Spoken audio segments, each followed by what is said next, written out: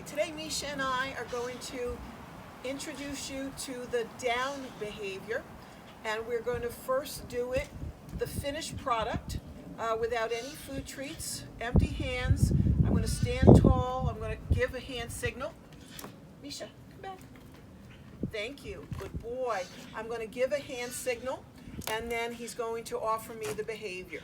Misha, down. Good boy. So Misha is lying flat on the ground. You can see he's lying on one hip, and that's the behavior that we're looking for, and we want them to be able to remain in that position until we give them their release word. Okay, good boy. And if he doesn't pop up, we can toss the treat so he knows he has permission to move. You also want to make sure that you're using a high enough value for your dog in order for them to focus, especially if you're working in a new area, you're working in an area with lots of distractions. You can start off with your orientation game. So that's the tossing the treat, and when the dog focuses back on you, you can toss the treat again, get the dog to focus back on you, and then we can toss the treat again. Again, I have his focus, I have his attention. Now, to teach the down behavior, we are going to use two methods. We're going to do luring and shaping. If you remember, luring is when I'm going to take the treat, I'm going to put it right by his nose, and I'm going to lure him into the position that I'm looking for. And we're going to go take baby steps, and that's what shaping's all about. I'm going to get a part of the behavior, recognize it with my yes, reward it with food, and then I'm going to try a little bit more of the behavior until I get the full desired behavior. So I like to start off with my dog in a standing position when I'm teaching the down.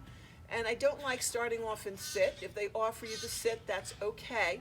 But if they start off in a sit, what often happens is if you say sit and then down immediately after, your dog is going to take a shortcut. When they hear the word sit, they're going to offer you a down instead. All right, and then we have to basically reteach our sit. So he's in a sit, but I'm going to get him back into my stand. All right, and I'm going to use the food treat to lure him. And we're just going to go down just a little bit. You can see his head, his neck goes down. Give him a yes and give him a food reward. A little bit more. See his head goes down. Give him a yes. Give him a food reward. Each time, as long as we're successful, and he's being successful, I'm going to go down a little bit further. Yes, up, and he offered me a down all the way. And if you do get that behavior, you're going to reward all treats on the ground. What they start to learn is being on the ground is a good thing until they hear their okay, and then they know they can move. Good boy. All right, now most dogs are not going to go down that fast in the very beginning. So you want to go slow, get right by their nose, look for a little bit of the movement, head going down, shoulders going down. Eventually, what will happen is the shoulders will go down, the butt will stay in the air. And I just want you to hold the treat in that position, and boom, eventually the butt just automatically goes down. Again, once they go down on the floor, you're going to reward all food on the floor, and then it's going to be okay, and then you can see he moves, he gets released, and that's the very first part of our down. You don't want to start to add the word down until they have a really good understanding of what you're looking for. So it should start to look like this.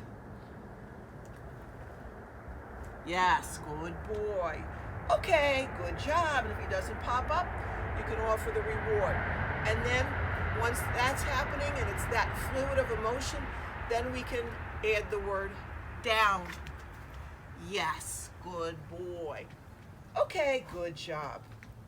And that is the very beginning of how we do down.